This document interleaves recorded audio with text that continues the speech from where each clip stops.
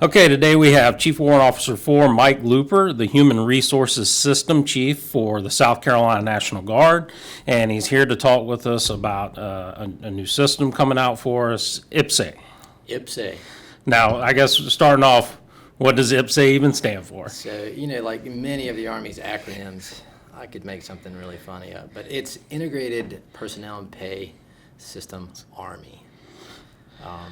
So as you guys ask the questions, we can get into it. But to give you an idea, the Army has had, in the span of probably the last 20 years, over 200 different HR systems. And if you think of how many people are in the Army Reserves, and National Guard, that's close to 1 million people. So each one of those people has a string of data and a suitcase full of documents at any given point. IPPS-A is going to fix all that. There's the integration of systems. It'll be one place to go and pull reports, update a person's personnel record, things of that nature. But so yeah, let's get after it. So when should South Carolina be expecting to see this? So in the fall of the year, as the leaves fall off, and we hope there'll be new growth in the spring. We're looking in the month of November at going live. That's perfect, because that's when I take time off. You too. No, but it's nothing to be afraid of. I mean, this is something beneficial for the force and the military as a whole. So obviously, you kind of touched on it. This was the purpose to integrate the different systems. But why? I guess why do the systems need to be integrated? Why was that process broke, and how is this improving it? Yeah, great question. So, 5 years ago, even a year, even now, if you go and you say, "Hey, Chief, can you tell me how many people are in the South Carolina Army National Guard?" I can give you an estimate on any given day, but when you look at gains and discharges, how many people are on active duty, how many people are not, that number is constantly in flux. So, we have an end strength of some 9,300 or so people. That's where we have to be at the end of the year. But we hover in and around that area by, I'd say, oddly enough, plus or minus 5. We're in that area. And so to answer your question, what's the need to integrate? It takes an enormous amount of manpower. You would think that with all these systems that you could just go in and click some buttons, pull a report, and you'd have what you need. But because of the nature of the systems, each one having to talk to the other, and those systems having to update on some cyclical basis, there's a lot of stuff that goes on in the background with programming. If the new program that comes in doesn't mesh, so to speak, with the old one, then there's some programming that has to go on in the background. The Army uses a term I like to use a lot. The Army always says, like when the evaluation entry system came online, they said, "It'll be seamless, Chief, don't worry about it." Of course, it's no worries. No worries at all.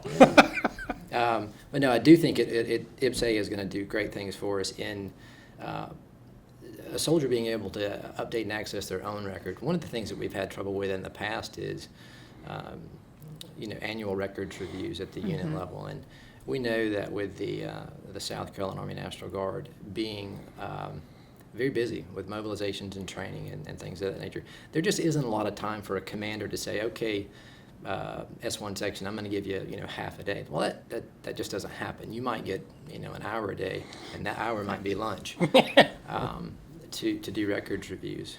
So with IPPS-A, the soldier will be able to download an app on their Android or Apple device, and they'll be able to review their record, the data side, and to some degree some documents. But so that's where it begins. You looking at the date you came into the military, what you think maybe your date of rank is, your marital status, if you're single, married, divorced, what have you, updating addresses. There'll be a few things that the soldier will be able to initiate at their level, which I think is a good thing. Now, again, there's going to be some hierarchical workflow. It'll go from the soldier to his company, on up the chain until it gets to either state or brigade, and they'll action it at the appropriate level. But that's why it's ultimately to make sure that the soldier has access to his own data. He can update it in a timely manner, and then for the Army as a whole to know exactly how many people we have. And what those people can do. IPPS-A promises to bring a talent management piece to it that we haven't had in a long time, and that is, David Erskine may have this special thing that he does. He may have a degree in something that the Army has no idea about, yet the Army might need it. So, and quite often you see that with the National Guard when you deploy. It might be a non-specific mission or a very general type of mission, and the Guard seems to always shine in those instances where you might have a guy who is a computer guy, but he's also a heavy diesel mechanic on the side. Well, the Army doesn't necessarily know that, what you do on the civilian side. And we have found time and again how the Guard specifically is very successful in mobilizations and deployments because of the amount of talent that any given soldier has when they're deployed. Well, this actually sounds like this can make things a lot more efficient, both on the soldier side as well as for HR professionals, right? Oh, absolutely. Yeah, if you think about it now, functionally we use currently SIDPERS, we use RCAS, and those are your two big muscle movement systems that if you're at the unit level, you're either in one of those two, maybe add IPPRMs to make it three. But when you pare that down to one system where I'm doing transactional type things each and every day in one system versus having to go into one system and do some stuff and then make sure that it happened in the other, that takes time. And sometimes the systems don't always update the way that we think that they do. Oftentimes I think we've gotten into the habit of, I clicked the button the last 1,000 times and it worked, but it's always that the 1,001st time, and then that's the time everything breaks, and a person doesn't have the benefit that they didn't get their bonus, they don't have TRICARE, they can't get an ID card, what have you. But yeah, efficiency is something that we're looking forward to. In that right now, if you've ever worked in the personnel field, you never seem to have enough time in the day to do all of the things that you should be doing for every soldier. I mean, we're here to take care of soldiers, their documents, their families' documents, and then the data that relates to those. I like to use the analogy of sort of a cradle point to retirement. You enlist or appoint in the military, and there's this arc that you travel on until the point that you retire. And along the way, there's transactional stuff happening. You're getting in, you're getting out, you're getting promoted, you're changing jobs, going to different places. So if you add all that times how many people that we have in the South Carolina Guard, some 9,000 plus people, that's a lot of data. The way I try to explain to people to get them to understand how complicated not necessarily that we're doing, but on the programming side, if you can imagine a box, a rectangular box, cardboard, because cardboard's fun, and you stand all of the paper up on end, and on the front and back of each piece of paper it's got ones and zeros, and below this box, this magical box, it's got IPPS-A in gold written on it. Well, if I take that box and I just decide one day in November, to dump that 9,000 piece of paper box upside down, magically, each one of the pieces of paper are going to fall in the right place in the magic IPPS-A box down below it. And every one is going to line up with the appropriate one in the other box. Every zero will line up. That's ultimately what we're trying to do. Mm-hmm. So, piece of cake, no worries. Seamless. Well, and you're saying about the 9,000. So this is something not that just affects full-time people, but MDay as well, and they're going to have access to this as well, right, on the soldier level? Absolutely. As I was stating earlier, and we hope that people will take the opportunity to go out on the social media that you guys have been putting out, and on YouTube, I do believe is probably one of the ones where there's just a lot of IPPS-A, little short, like 1-2 minute. A lot of how-tos, videos. on IPPS-A specifically. And they can download that on their iPhone or their Android, and from what I understand, it's not a CAC login, it's a username password, so that should be fun. Now, you mentioned YouTube, social media, and stuff like that, but is there going to be any type of official training for soldiers to learn this system, and what's going to be involved in that? So not for the individual soldier, unless you're in a functional role for IPPS-A. So it dealing specifically with personnel and pay. By and large, it'll be folks who work in the personnel and or pay arena who will receive distance learning training and then follow on instructor facilitated training. But for the user, they can go out to YouTube, I even think they have something on Facebook that will educate them on how to download the app and then what they can do on the app. Like I said, the days of doing a 4187 for every little thing that you wanted to do, that's a personal action request. Essentially, they'll be able to do that in the app.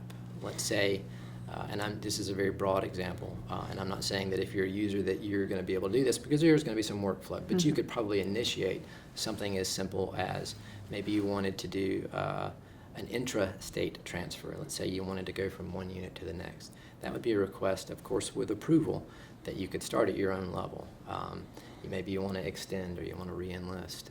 Maybe there's a different MOS that you're wanting to go, or some additional schooling. There are going to be those types of things that are going to be unit specific and then more paragraph and line specific to your job that you'll be able to request opportunities for. I'm going to still keep talking. You're just kind of on a roll there. We don't want to interrupt. Yeah, it's like no, you got to go in here. We'll just kind of sit back and let you tell the story on this thing. So obviously, this is obviously going to be a transition. So at state level, what's the state doing to kind of prepare for this thing? It's all you. So that box of 9,000 pieces of paper. Yeah. Right now, let me see the best way to put it in that analogy. So if you can imagine, we'll just use the same analogy of the paper and the ones and zeros. Right now, I'm trying to pen and ink ones and zeros. Yet some folks along the way have a magic eraser. And every time I pull a data quality error report, I pen and inked yesterday what I knew was fixed, only today to find out somebody went out with their magic eraser. So we're taking some actions to coordinate efforts between us and the functional folks at the unit level to kind of bring us all into one accord. Like I said, in November, it's the No Kidding go live date. So there's a lot of tasks, cutover tasks, that have to be completed on the DPI side, where there's a lot of programming that has to take place. And then functionally, there's some transactional things that have to happen in systems to ensure that on any given day that I have, like either of you, you have the right name, you have the right marital status, you're in the right unit, data rank, all that kind of thing. So that's pretty much what we're doing.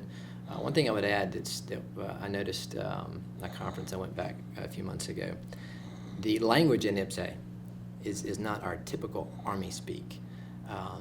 So if I look at your data in IPPS-A today, I'm not going to really know what I'm looking at. I'll see some dates, and I'll go, yep, that looks like a date. I'll see your name, and I'll say, yeah, that looks like a name.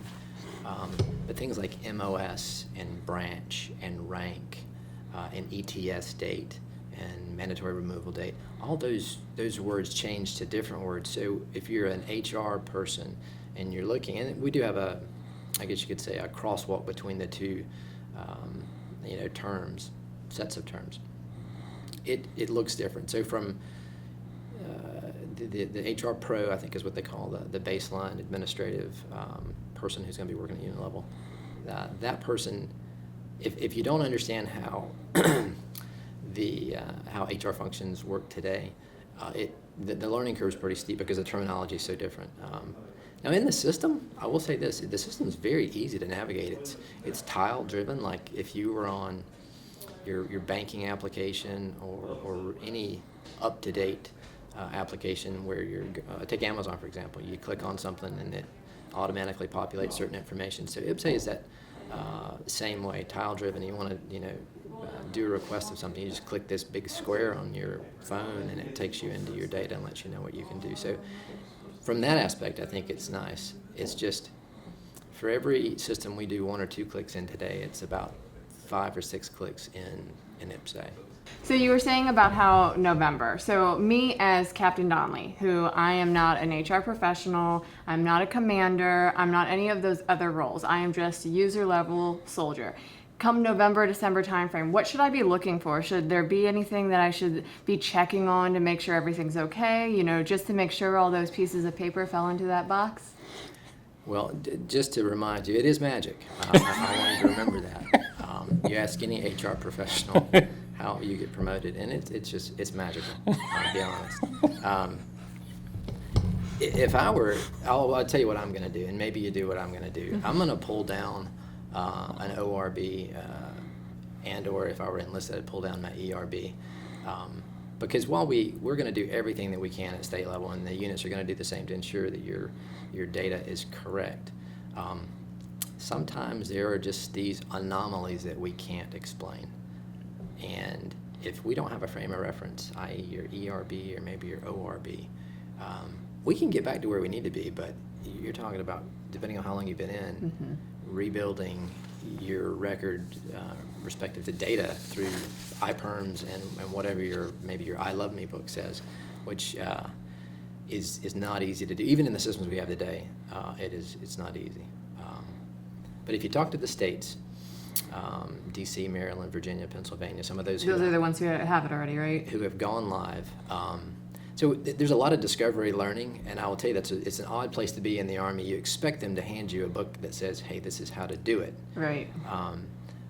IPPS-A is one of those things we were informed that this is what we were going to do, and we were told when it was going to happen and that we should begin to prepare. Well, I'm just glad we weren't the first state that had to start this discovery learning, because to migrate thousands of people's data from multiple systems down into one is tough. So they had to go in and figure out, well, if you do that, it won't migrate. If you do this, it will migrate into the eaches. So some HR folks at each one of those states, we have learned, and we continue to learn every day.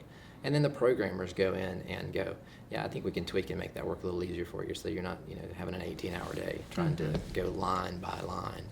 So we hope to continue to learn, and by November timeframe, hopefully make things a little easier for our HR folks. So we'll see. Perfect. That sounds wonderful. Right. Well, is there anything else that you would like to add about IPPS-A, or anything that message-wise that you would like to put out to the state? Yeah, what I would say about IPPS-A is this. Anytime there's a big change in the Army, and this is one of the biggest on the personnel side, there are going to be implications that affect how and when you get in the military, how and when you get out of the military, how you progress in the military. If you are getting in or out, or there's anything transactional that's going on in and around that time frame, just give us some time and we'll work it out. But don't be afraid of it. IPPS-A is a solid system. It's working in the other states. But just keep in mind that there aren't any, to date, subject matter experts in IPPS-A, because no one's done it long enough. So we're all one team. We're learning together, and we'll get where we need to be. Some of the things we talked about that you could do to prepare yourself, just so that you individually can go back to your HR professional at unit level and say, hey, I'm not in the right unit. I'm supposed to be in this other unit, like it says on my piece of paper here. Can you help me out? I would encourage folks to do that, but don't worry about it. We'll get to where we need to be. You'll get paid on time. You'll be in the right unit. You'll still be able to get promoted and reassigned and go to schools and all that sort of thing in the military. Hopefully for the HR professional, though, it'll be a lot easier in that we got one place to go, get our data and our documents and do our transactions versus 2 or 3. So we hope that'll be easier. Wonderful. Well, we appreciate you coming by and sharing this But I'm information. not done. You're not done? I'm kidding. He's not done. But no, he's kidding. Well, we appreciate you coming by and sharing this information. Hopefully, maybe after stuff starts rolling out and happening, and we get a little bit more into it, we can bring you back on and kind of check in where See if you everything. survived November. Yeah. Well, I'll just tell you, and this should go on the podcast, I'm one bad day away from retirement. Just so you know. Well, that won't. It won't be today. Yeah, all right, yeah, not It won't today. be today. Not today. Yeah. So, what do we say to the God of retirement? Not today. Not today. Not today. So we appreciate it. So. Absolutely. Thank you. Thank you guys for having me.